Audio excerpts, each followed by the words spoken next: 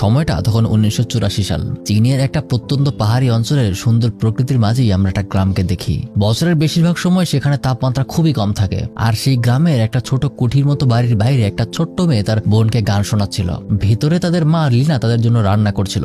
বলতে গেলে ঘরে খাবারের মতো কিছুই নেই। আর গত অনেকগুলো বছর ধরেই এই দরিদ্র হালেই তাদেরকে চলতে হচ্ছে, কারণ লিনার হাজবেন্ড একটা অকর্মা। বছর 2 আগে একটা মারামারি তার হাত একদম অচল হয়ে পড়ে, যেখানে লিনা আজ কোথা থেকে যেন সামান্য খাবার জোগাড় করে বাচ্চাদের জন্য রান্না করছিল। তখনই লিনার হাজবেন্ড লাহং তার সাথে ঘনিষ্ঠ হবার মন করে, কিন্তু লিনা তাতে মোটেও রাজি না।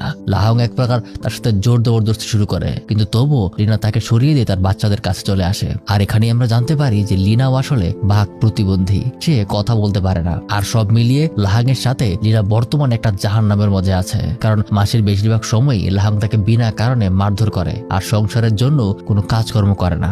ঘরের ছোট মেয়েটাও টাকা পয়সার অভাবে কখনো স্কুলে যেতে পারেনি, তাই পরিবারের কেউই আসলে লাহাংকে পছন্দ করে না। সেদিন তেমন কোনো খাবার না থাকায় লিনার ছোট্ট মেয়ে লাহাংকে এক বাটি পাহাড়ি ফল এনে দেয়। তার বাবা তাকে জিজ্ঞাসা করলে সে বলে সে নাকি পাহাড়ের নিচে একটা ঢালু জায়গা থেকে এগুলো এনেছে। তাই লাহাং আরো কিছু ফল জোগাড় করতে সেদিকে বেরিয়ে পড়ে। আর তার কিছুক্ষণ পরেই জঙ্গলে একটা ভয়ানক বিস্ফোরণের শব্দ শোনা যায়, সাথে একটা মানুষের চিৎকারের আওয়াজও ভেসে আসে। সাথে সাথেই তখনই হান নামের একটা ছেলে সেদিকে দৌড়ে ছুটে যায় আর গিয়ে দেখে লাহং সেখানে আহত হয়ে পড়ে আছে আর তার হাঁটুর নিচ থেকে একটা পা আলাদা হয়ে গেছে। তারপর সমস্ত গ্রামবাসী খবর পেয়ে সেখানে দৌড়ে ছুটে যায় আর লাহংকে ওই অবস্থায় সেখান থেকে উঠিয়ে নিয়ে আসে। দেখে বোঝা যায় যে সে হয়তো আর বাঁচবে না।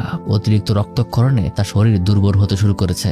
এখান থেকে সবচেয়ে কাছের হাসপাতালে যেতে হলেও মাইলের পর মাইল পথ হাঁটতে হবে, আর আজকে রাতে সেদিকে রওনা দেওয়া কোনোভাবেই সম্ভব না। এই লাহাংয়ের এই অবস্থা দেখে তার ওয়াইফ লিনা একদম পাথরের মতো হয়ে যায়। তার মুখে শুধু ভয়ের চাপ, কি থেকে কি হয়ে গেল সে কিছুই বুঝে উঠতে পারলো না। আর এই অবস্থাতেই লিনা যখন তার মেয়েকে নিয়ে পিছিয়ে যায় তখন লাহাংয়ের খুব খারাপ লাগে, তার মাথা গরম হয়ে যায় আর দুজনকে উল্টাপাল্টা গালিগালাজও করতে শুরু করে। সেখানে ওই ছেলেটাও আছে যে তাকে এই অবস্থায় সবার প্রথমে খুঁজে পেয়েছিল, তার নাম হান। যেখানে আজকের এই দুর্ঘটনায় হানের বাবা সবার সামনে তার ছেলের উপর খেপে যায়। এই সবকিছুই নাকি তার জন্যই হয়েছে। আসলে হান তেমন কোনো কাজকর্ম করে না। পাশের পাহাড়ে তার একটা গার্লফ্রেন্ড আছে, সে তাকে কোনো এক কারসাজি করে বিভিন্ন নষ্ট মাইন জোগাড় করে দিত।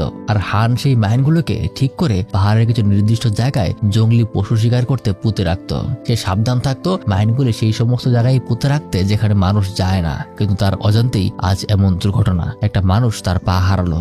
বিষয়টায় প্রত্যেকেই হানের উপর অনেক ক্ষিপ্ত। আর তার কিছুক্ষণ পর খবর আসে লাহং মারা গেছে। তাই সবগুলো মানুষ আবারও একজোট হয়। এবার ঘটনাটা আরো সিরিয়াস হয়ে গেল, কারণ হানের সেই পুঁতে রাখা মাইনের কারণেই লাহং মারা গেছে। আর এদিকে বছরের পর বছর ধরে ঘৃণা জমে থাকার পরেও এই ঘটনায় লিনার চোখেও পানি চলে এসেছিল। এখন তারা কি করবে, কোথায় যাবে তার কোনো ঠিক ঠিকানা ছিল না।